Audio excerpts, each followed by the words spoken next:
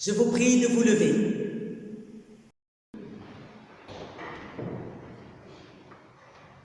Au culte de Pentecôte, il nous fallait avoir des oreilles pour entendre. Alors commençons notre culte par cette phrase que les Hébreux répètent chaque matin et chaque soir. Écoute, Israël.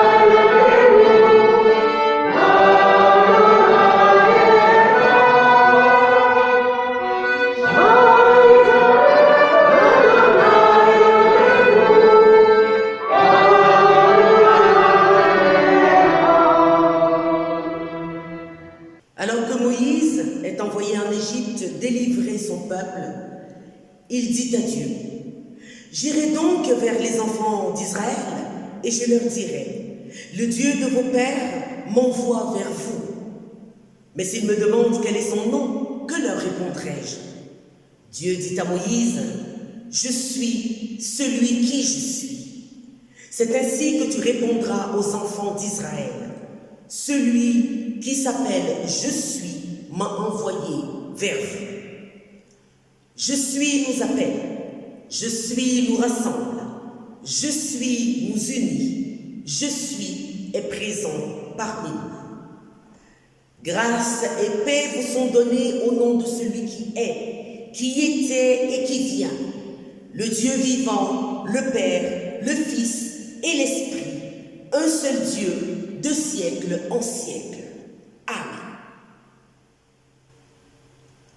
Prions ensemble. Dieu notre Père, en Jésus-Christ, ton Fils, tu donnes à l'humanité ta parole de vérité. Et par ton Esprit Saint, tu révèles ton mystère. Que notre communion manifeste la puissance d'amour qui unit en toi le Fils et le Saint-Esprit. Amen.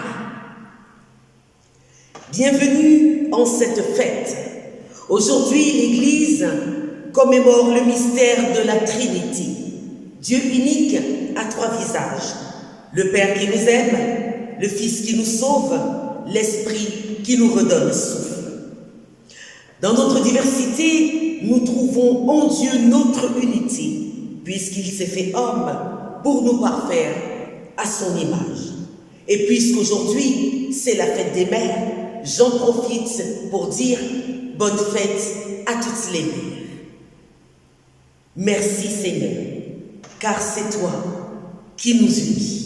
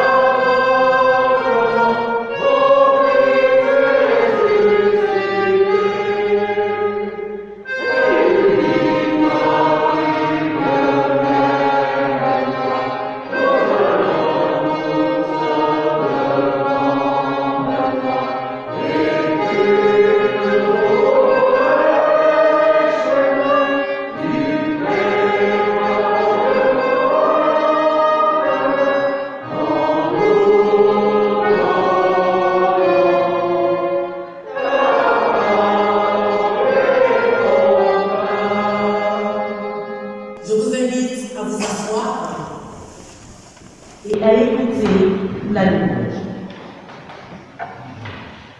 Nous te louons, nous te bénissons, Dieu notre Père. Dans ton amour libérateur, tu nous appelles, malgré notre faiblesse, à être tes serviteurs, porteurs de lumière et d'espérance, solidaires de toute l'humanité. Nous te louons, nous te bénissons, Seigneur Jésus-Christ. Tu es venu en serviteur réconcilier tout être humain avec ton Père. Tu as donné ta vie pour nous rendre notre humanité véritable et notre dignité d'enfant de Dieu. Nous te louons, nous te bénissons, Esprit Saint. Tu suscites l'Église, tu la rassembles pour l'adoration, tu l'envoies dans le monde, tu lui donnes la force de vivre sa foi et d'en témoigner. Nous te louons, nous te bénissons, Dieu trois fois saint. Pour annoncer l'Évangile, pour servir l'humanité, tu fais de nous les ouvriers de ton royaume. Pour construire la communauté, pour aider chacun à prendre part à sa mission, tu donnes à ton Église les serviteurs dont elle a besoin. En toi, Jésus-Christ, et par l'Esprit qui nous rassemble, Seigneur, nous sommes une maison. Pour toi, je vous invite à le chanter.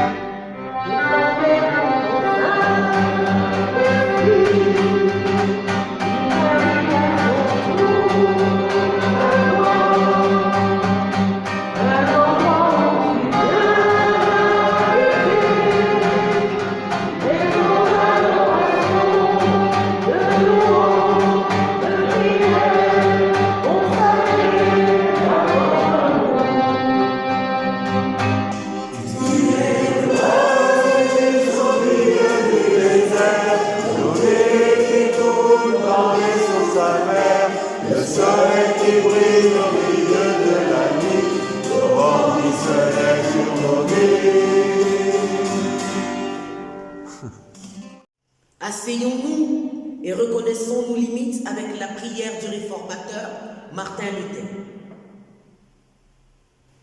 Enseigne-nous, ô Père, à ne pas nous confier uniquement en nous-mêmes ou en nos belles entreprises, mais à attendre de ton infatigable bonté.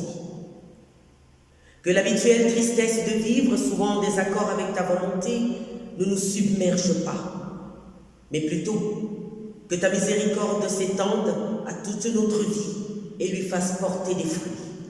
Amen.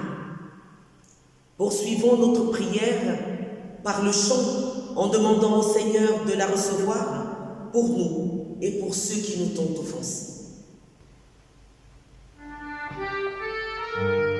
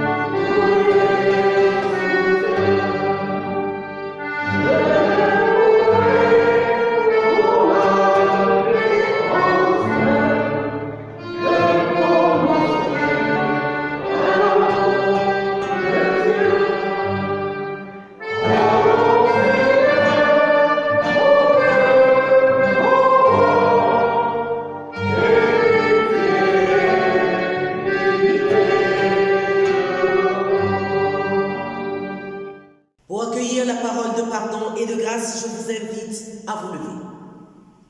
Le Seigneur, c'est l'Esprit. Là où est l'Esprit du Seigneur, là est la liberté. Que Dieu Tout-Puissant nous fasse grâce de son amour, le Père, le Fils et le Saint-Esprit. Amen. Et qu'après nous avoir pardonné, de nous éloigner sans cesse de lui et de nos frères, que le Seigneur nous conduise en nouveauté de vie jusqu'à la vie éternelle. Amen. Exprimons notre joie et notre espérance d'être toujours aimés de Dieu, car c'est par la grâce que nous sommes sauvés, par le moyen de la foi. Et cela ne vient pas de nous, c'est le don de Dieu. Ce n'est point par les œuvres, afin que personne ne se glorifie. Ô ma joie et mon espérance.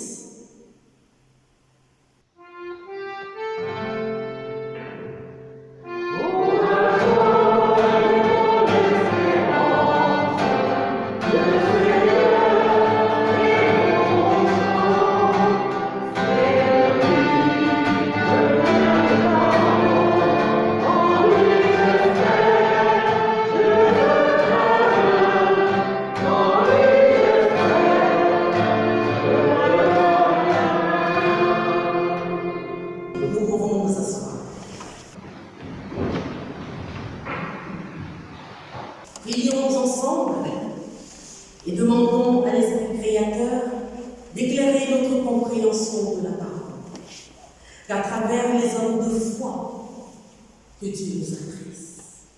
Esprit, souffle vivant du Père, viens dire en nous toute prière.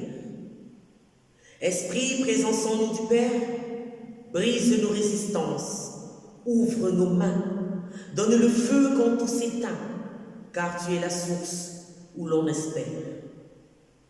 Fais taire en nous toute autre voix, soit sagesse et soit lumière.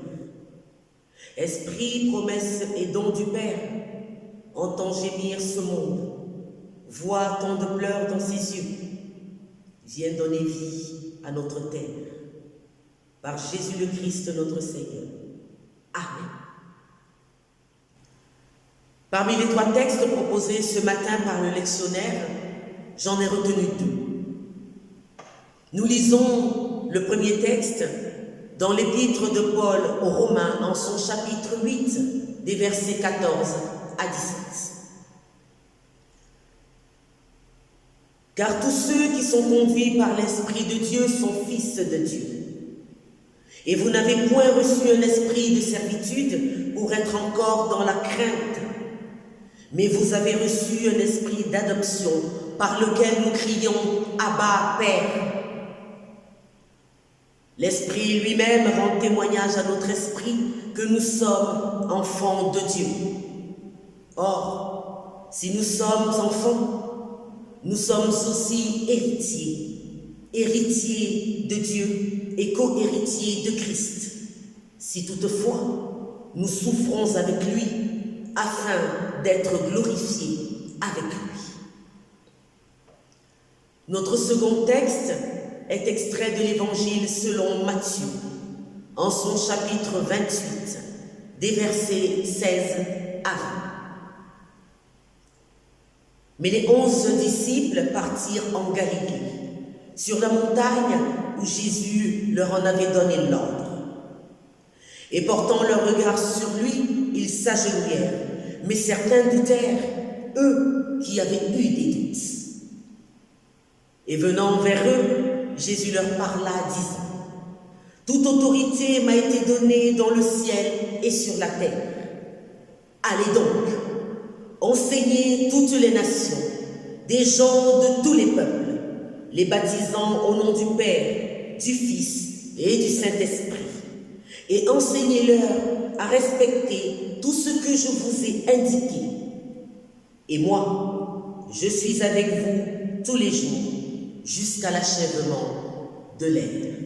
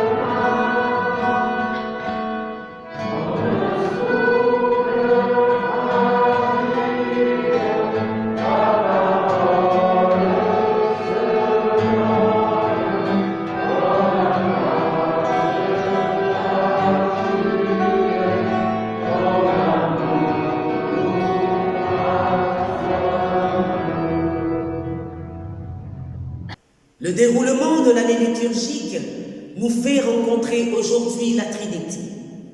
Dieu est Père et Fils et Esprit. Figurez-vous que ce dogme a divisé l'Église. Permettez-moi de faire un saut dans l'histoire, un saut vraiment rapide. L'empereur Constantin, qui fait la guerre en Grande-Bretagne, revient conquérir Rome.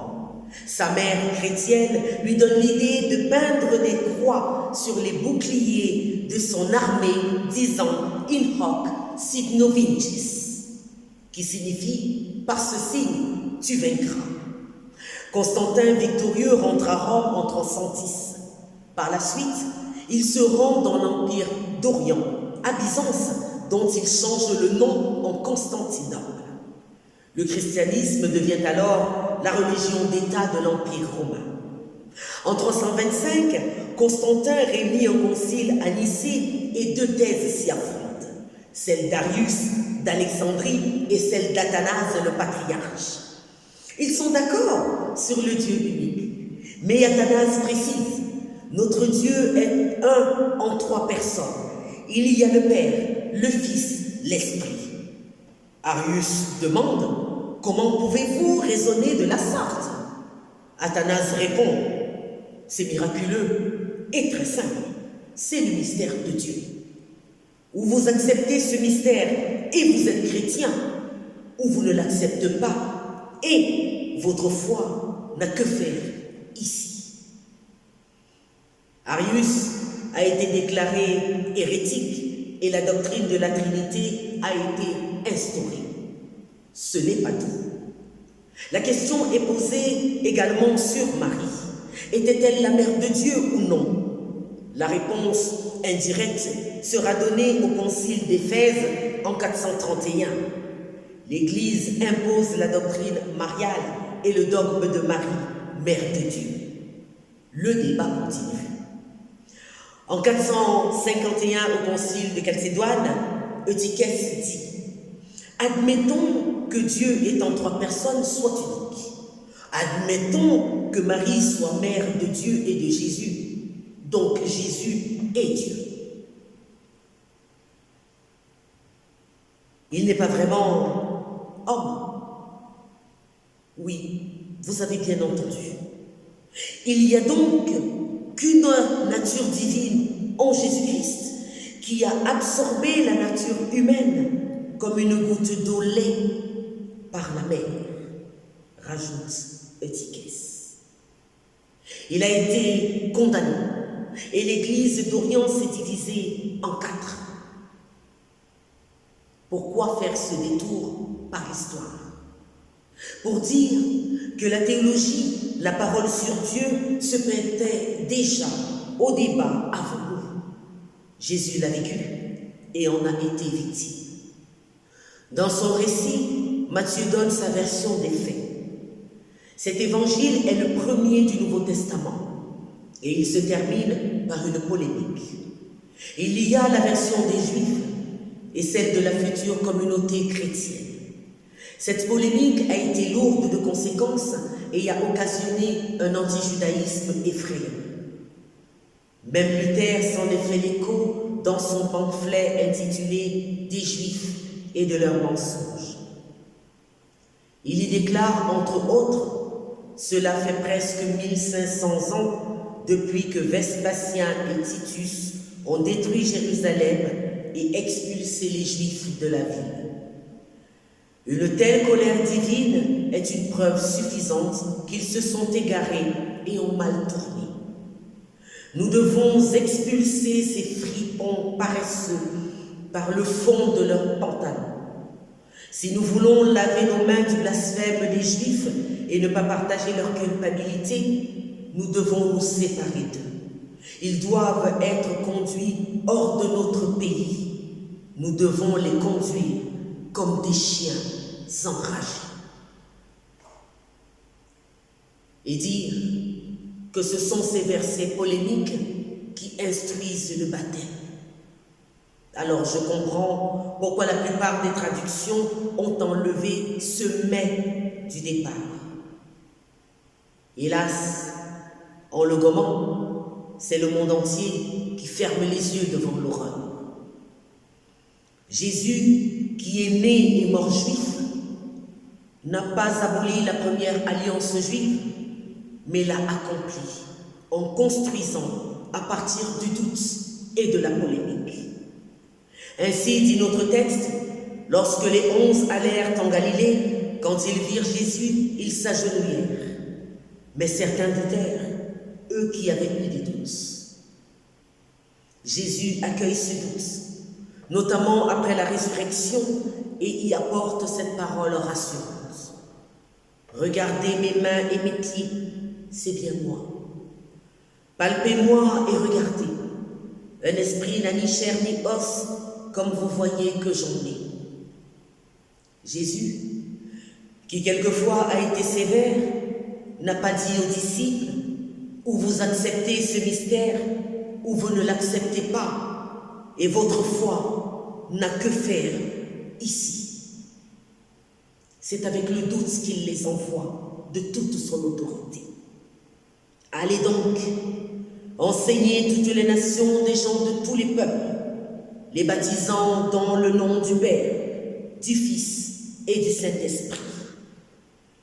Je n'ai pas dit baptisez-les au nom du Père, du Fils et du Saint-Esprit, parce que c'est la formule liturgique du dogme établi au IVe siècle après Jésus-Christ, tel qu'on vient de le voir. Les disciples ont voyagé dans le monde et le décor symbolise ces voyages. Oui, ce que nous avons là n'est pas une décoration du temple, mais une Bible illustrée. Une Bible qui illustre les voyages avec toutes les différences culturelles, identitaires, que certes nos apôtres ont dû croiser. Alors, cela donne sens à la formule trinitaire de Jésus, car il met en avant bien plus que la filiation classique. En évoquant le lien entre son Père et lui par le biais de l'Esprit Saint, qui est leur commun accord, le baptême fait entrer le baptisé dans la famille recomposée des disciples du monde entier, des gens de tous les peuples. Oui, la nouvelle alliance que Jésus demande aux disciples d'établir est celle de l'adoption, dans le respect de la diversité et de l'identité. Cette relation est inscrite dans le doute, la quête permanente de l'amour de Dieu incarné en Jésus-Christ, le Fils bien-aimé. Pour cela, aucune condition d'origine n'est requise. L'amour est offert à tous les êtres du monde par le biais de l'Esprit qui rassemble. Cet Esprit est celui du Christ Jésus, offert à la Pentecôte, où chacun entendait la parole de l'Esprit dans sa langue maternelle. L'Esprit nous fait entrer dans la communion entre le Père et le Fils, et cela par le biais de l'écoute, la méditation, la contemplation du mystère trinitaire et donc du baptême. L'Esprit ne conduit pas à la servitude, puisque Paul, l'apôtre des gentils, donc des non-juifs, en a été délivré. Le mystère de la Trinité permet d'être, d'affirmer une identité de fils aimé. Calvin l'a dit dans l'institution chrétienne. Toute la somme ou presque de notre sagesse est située en deux parties. C'est qu'en connaissant Dieu, chacun de nous aussi se connaisse. Mais si l'adoption est offerte, elle attend notre accord, car elle est un choix libre. C'est en ce sens que le baptême proclamé affirme la participation à la mort et à la résurrection du Christ, et cela en toute liberté. Or, le christianisme s'est imposé par la violence, sans respect de l'identité des gens de tous les peuples. Or, nous naissons tous différents, et c'est en la Trinité que nous sommes semblables. Chacun des baptisés est appelé à être ainsi visage du Seigneur, à faire rayonner sur son propre visage le visage de Dieu, afin que tous ceux qu'il rencontre découvrent qu'ils sont envisagés par le Seigneur.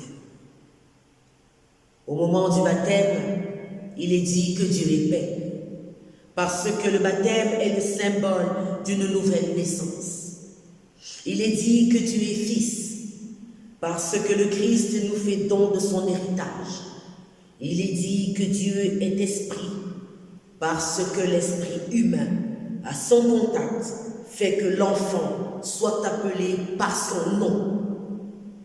Ainsi, devant Dieu, par le Christ, nous sommes semblables à lui. Paul le Zélé a expérimenté cette relation entre le Christ et son Père. Il dit aux Galates, Dieu a envoyé dans notre cœur l'esprit de son Fils qui crie « Abba, Père ». Et oui, Paul le Terrible a été adopté tel qu'il était. Martin Luther, l'ayant découvert, a dit « Ce cri inouï perce les nuages, remplit le ciel et la terre et retentit si fort que les anges, en l'entendant, pensent jamais n'avoir rien entendu auparavant. » C'est beau. Oui, c'est beau de recevoir ce Père dont le seul jugement est amour.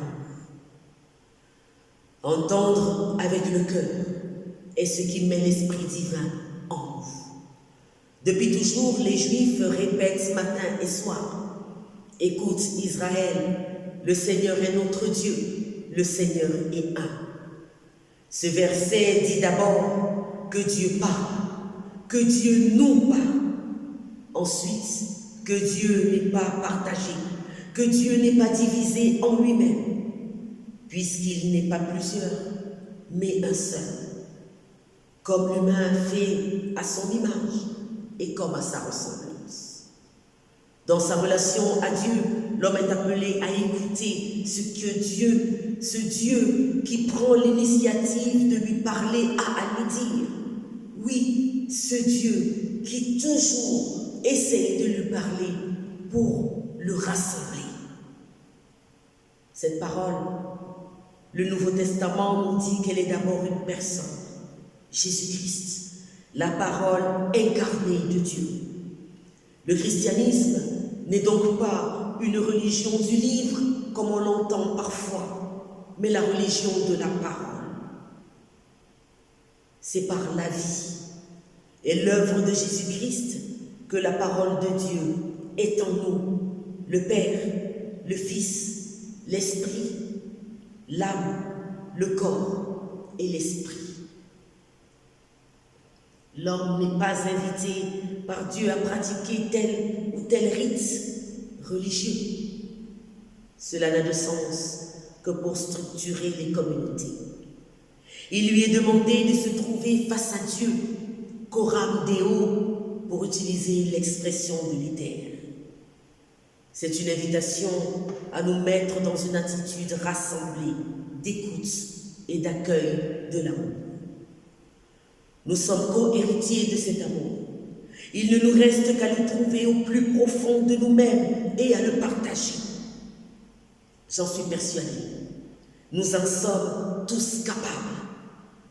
Partager la vie du Christ n'épargne certes pas la souffrance et les différends.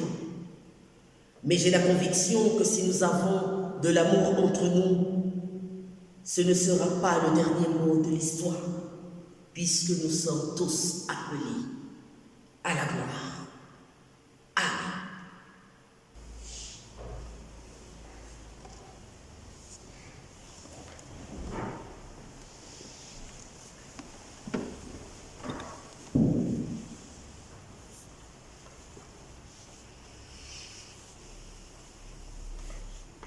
Amen.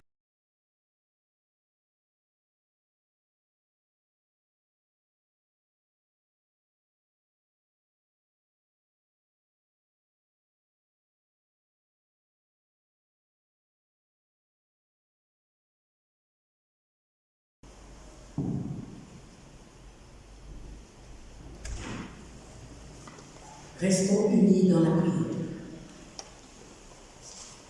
Dieu notre Père, toi dont la toute-puissance n'est qu'amour, toi qui as accordé à tes serviteurs d'être des frères et sœurs et de reconnaître dans la confession de la foi véritable la gloire de l'éternelle Trinité et le mystère de l'unité. Nous te prions de nous maintenir dans cette foi lorsque nous confessons debout qu'il est doux pour des frères de demeurer ensemble. Je vous invite à vous lever pour le chanter.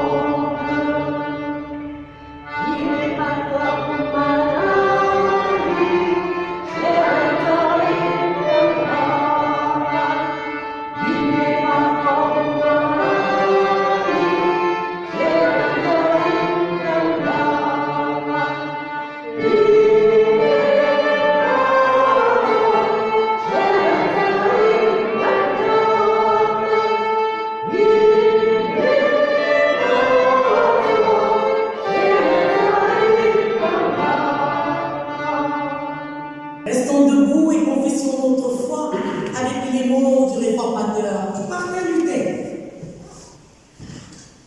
Je crois que je ne puis, par ma raison et mes propres forces, croire en Jésus-Christ mon Seigneur, ni aller à lui. Mais c'est le Saint-Esprit qui m'a appelé par l'Évangile, m'a éclairé de ses dons, sanctifié et maintenu dans la vraie foi. De même, c'est lui qui appelle et rassemble toute l'Église chrétienne sur la terre, qui l'éclaire, la sanctifie et la maintient en Jésus-Christ dans l'unité de la vraie foi. C'est lui qui, dans cette Église, me remet chaque jour pleinement mes péchés, ainsi qu'à tous ceux qui croient. C'est lui qui, au dernier jour, me ressuscitera moi et tous les morts, et me donnera, comme à tous les croyants, la vie éternelle en Jésus-Christ. C'est ce que je crois fermement. Amen. Je vous invite à vous asseoir. Voici venu le temps des annonces et de l'offrande qui se déroulera en même temps.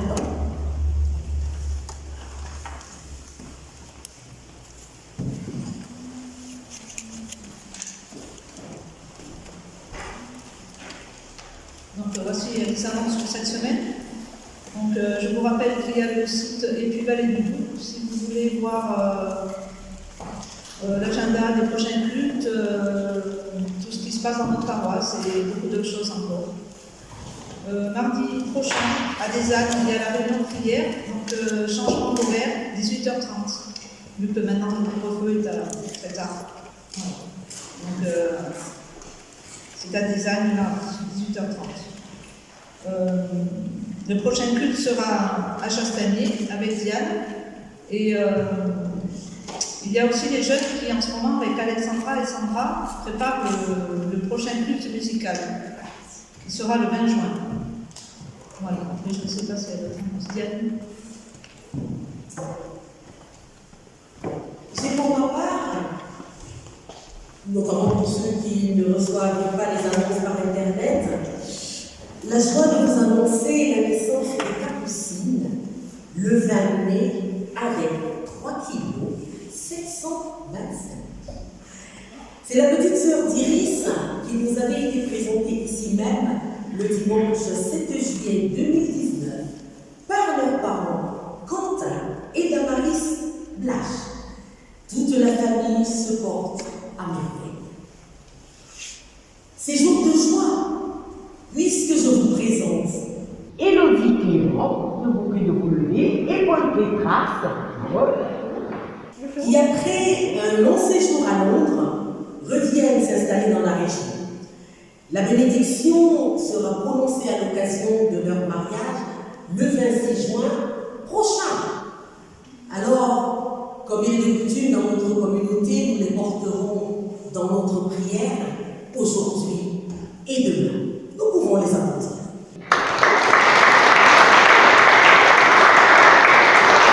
Par la même occasion, Ils nous ont offert pour notre culte ce matin ce bouquet que je me suis permise de mettre avec les autres éléments de voyage, parce qu'après tout, ils voyagent jusqu'à nous. Donc Paul n'est pas très loin du Yucatan, par contre, Élodie nous vient d'Antibes. Voilà. Et j'en profite aussi pour leur remettre les brochures de notre église. parce que Paul est en plein cheminement et qu'il a commencé à lire la Bible, tenez-vous bien, depuis le livre de la Genèse. Alors nous lui souhaitons beaucoup de courage lorsqu'il arrivera au livre des Nombres. En attendant, voilà. Merci.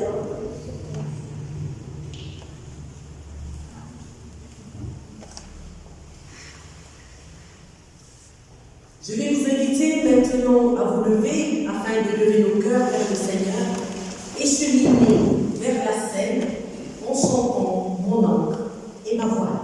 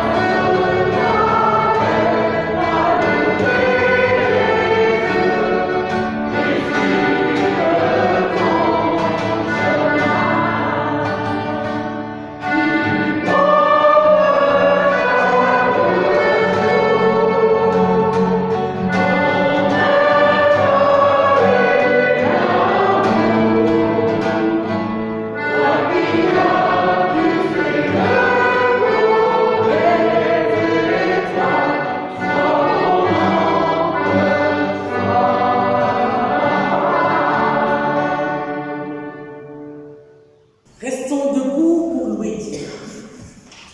Notre joie est de te louer toujours et en tout lieu, toi notre Dieu. Tu restes cependant pour nous un mystère.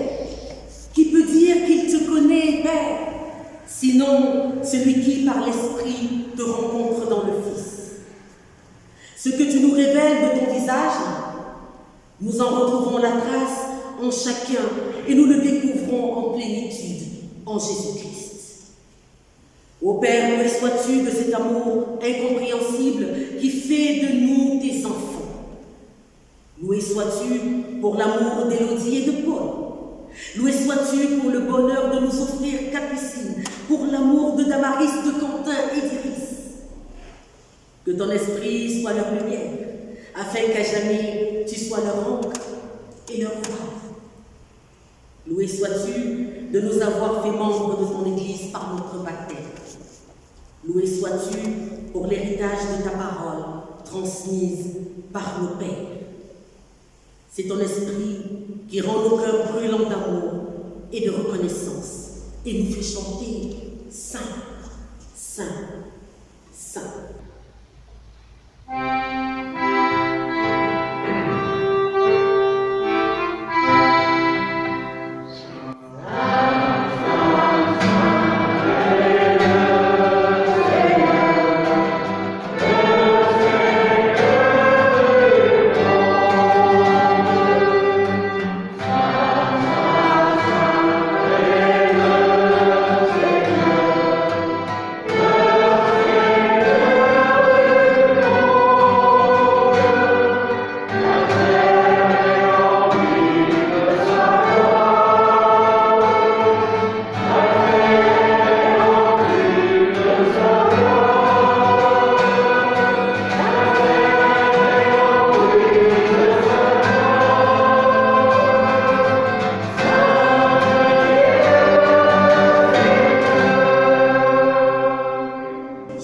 prie de vous asseoir et de me rejoindre dans la prière.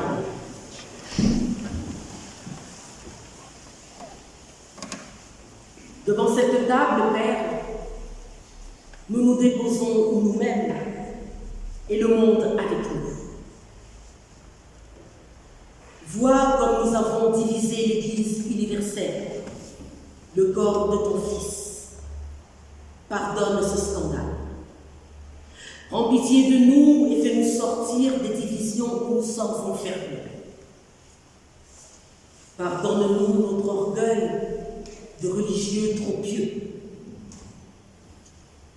Pardonne à la petite poignée de croyants que nous sommes de vivre si souvent comme si nous étions seuls dans l'Église. Pardonne-nous de confondre si souvent nos fidélités avec l'infidélité, de nous servir de ta parole au lieu de la servir. Prends pitié de nous qui nous disons sans tradition et qui nous sommes prisonniers de nos traditions. De nous qui nous disons toujours à réformer et qui avons tant de mal à nous laisser questionner par toi et par le monde. Exauce pour la vie de nos paroisses et pour nos propres vies la prière de ton Fils. Unis à toi, unis-nous à tous ceux qui confessent en ton nom, à quelque église qui s'appartienne. Et dans cette unité, rends-nous disponibles pour ce monde que tu as créé, pardonné, racheté, quoi qu'il l'ignore. Loué sois-tu de cette patience incompréhensible qui fait de toi notre Père, comme tu es celui de Jésus-Christ, et de nous les frères de tous les autres enfants. Unis au Christ, dans la communion de l'Église universelle, nous osons te dire, notre Père, qui es aux cieux, que ton nom soit sanctifié, que ton règne vienne, que ta volonté soit faite sur la terre comme au ciel. Donne-nous aujourd'hui notre pain de ce jour. Pardonne-nous nos offenses, comme nous pardonnons aussi à ceux qui nous ont offensés. Et ne nous laisse pas entrer en tentation, mais délivre-nous du mal. Car c'est à toi qu'appartiennent le règne, la puissance et la gloire pour les siècles des siècles. Amen.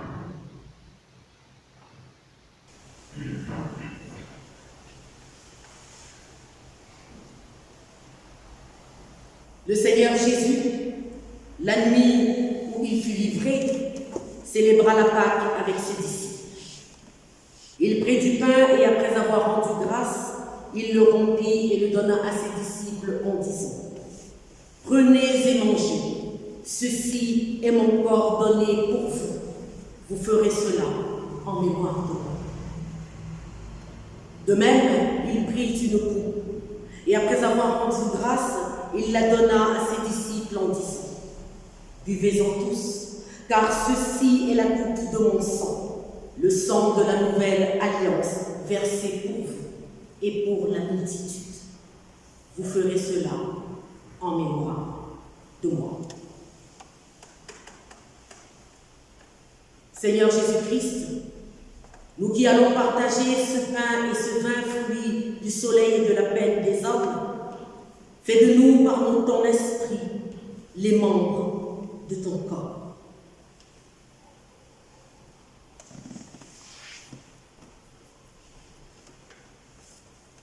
Le pain que nous rompons, n'est-il pas la communion qui lie les uns les autres et tous nous rassemble au Christ dans le vrai partage de nos questions, de nos vies et de nos choix?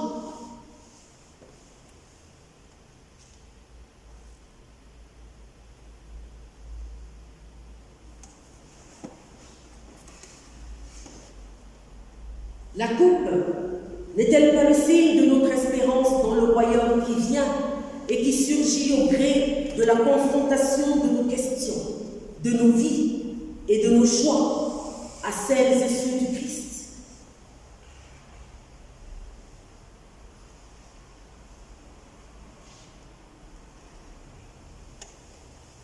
Voici, dit le Seigneur, je me tiens à la porte et je frappe. Si quelqu'un entend ma voix et m'ouvre la porte, j'entrerai chez lui et je prendrai la scène, avec lui et lui avec moi. Le Maître vous appelle. Oui, levez-vous pour prendre la scène, avec lui et les uns avec les autres. Que nul ne se prive de la grâce de Dieu. Que l'Esprit nous donne à vivre cette communion dans le nom du Père, du Fils et du Saint-Esprit. Qu'il en soit ainsi. Accueillis, car tout est apprêté par le Seigneur. En raison des mesures sanitaires, nous ferons comme d'habitude, nous prendrons la scène à notre place. Une fois les deux espèces prises, je vous demanderai de vous asseoir. Venez.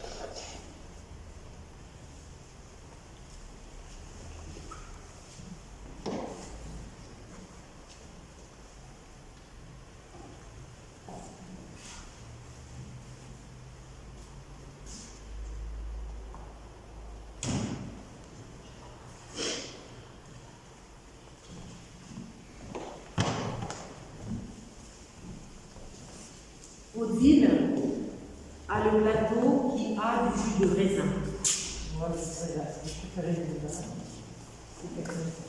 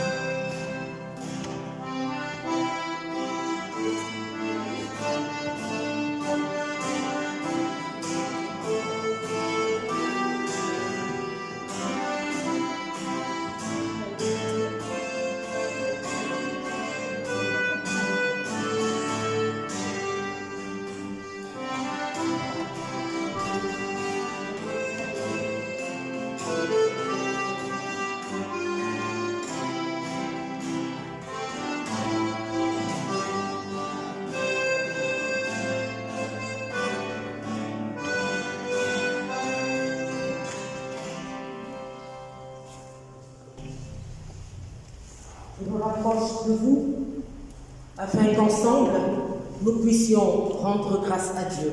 Je vous invite à la prière. Seigneur notre Dieu, nous te rendons grâce pour la simplicité de ce pain et de ce vin. Nous te rendons grâce pour l'amour que ce repas illustre.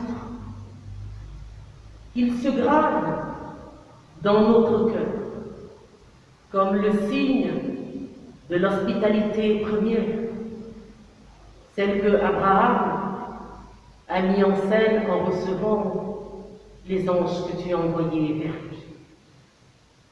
Lui, le voyageur, lui, le premier voyageur, comme aussi tes apôtres, nous enseignent que partout où nous allons, le repas, le pain et le vin simplement partagés sont le signe de l'hospitalité, de l'amitié et de l'amour. Merci Seigneur de nous donner, dans la liberté où nous vivons, la joie de célébrer encore ce repas en communion. Amen.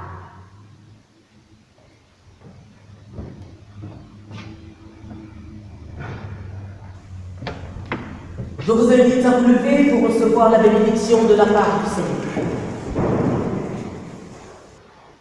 Que la grâce de notre Seigneur Jésus-Christ, l'amour de Dieu et la communion du Saint-Esprit soient avec vous, aujourd'hui et pour les siècles des siècles. Dieu vous bénit, lui qui est Père, Fils et Saint-Esprit. Amen. Terminons notre culte par un temps d'adoration. Nous t'adorons, nous t'aimons.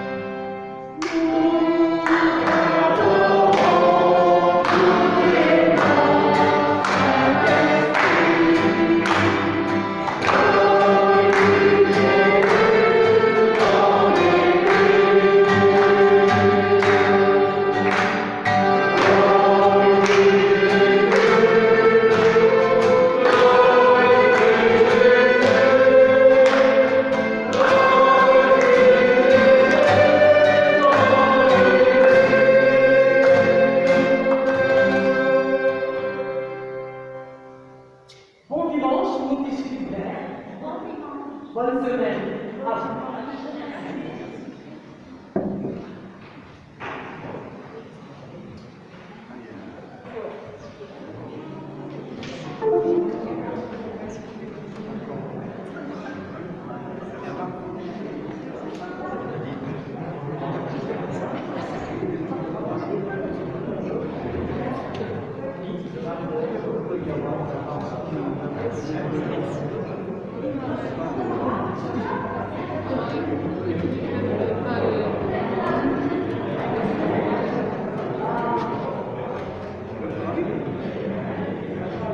Hello.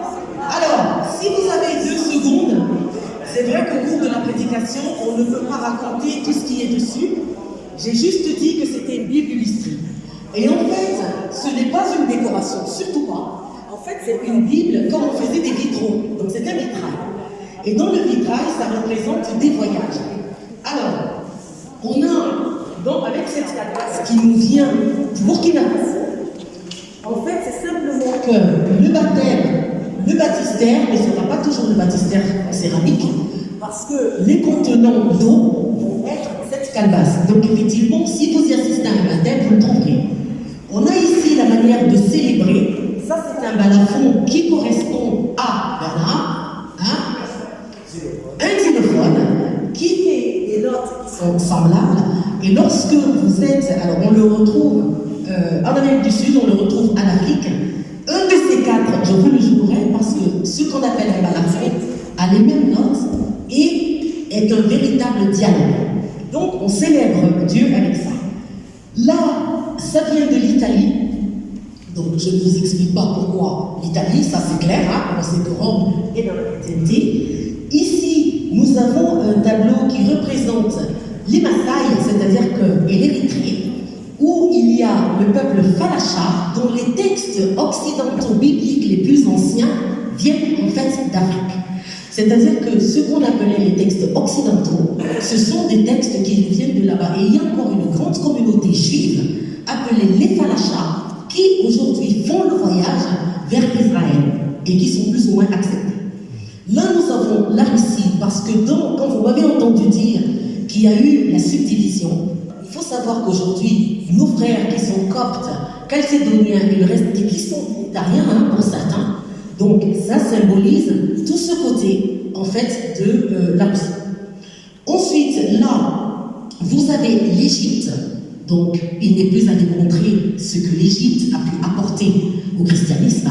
Je pense que nous sommes tous au clair. Ici, on a l'Irlande. Alors, ce sont ces assiettes pour l'anecdote. Elles m'ont été offertes par Liliane. Et j'ai trouvé le moyen de les mettre parce que je trouve que c'était très très beau et ça dit voyage. Donc, ici, on a l'Irlande. Là, je veux dire qu'on a la Hollande. On a la Hollande. Et ici, c'est une assiette marocaine. Celle-ci qui est au cours de voyage. Ici, en raison de la fête des mères qui est célébrée, c'est une gravure, c'est de la pyrogravure qui a été faite par un de nos amis, Patrice et moi, lorsque Oséima est né. Donc, et en fait, comme il est des servants bibliques, j'ai trouvé qu'il y avait sa place pour être en communion aujourd'hui, à la fois avec la fête des mères et à la fois parce que je sais que ce dimanche, lui aussi, il sert dans son église. Voilà. Ici, on a un texte hébreu, c'est le Léviticus, qui est en hébreu. Là, on a le Nouveau Testament qui est la Bible grecque. Et là, on a un livre de Cantique qui est en Douala, qui est la langue maternelle. Et j'ai ouvert la page, il me semble, à Jésus, et c'est un même cantique. Un jour, si on a envie, je vous l'apprendrai. En fait, c'est un cantique qui se retrouve dans Alléluia aussi.